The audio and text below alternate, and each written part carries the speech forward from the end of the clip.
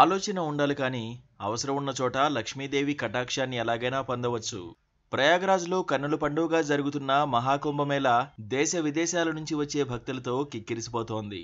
భక్తులకు బొట్టు పెట్టడం, ఛార్జింగ్, పూసల దండలు ఇలా వివిధ వ్యాపారాలు చేస్తూ పుష్కలంగా డబ్బు సంపాదిస్తున్నారు. పరిస్థితులు ఎలా ఉన్నా స్మార్ట్ ఫోన్ ప్రతి ఒక్కరికి అవసరమే. అందుకే చాలా చోట్ల ఫోన్ ఛార్జింగ్ కోసం అనేక ఏర్పాట్లు చేసింది ప్రభుత్వం. అయినప్పటికీ ఓ వ్యక్తి ఫోన్లు ఛార్జింగ్ చేస్తూ బాగానే సంపాదిస్తున్నాడు.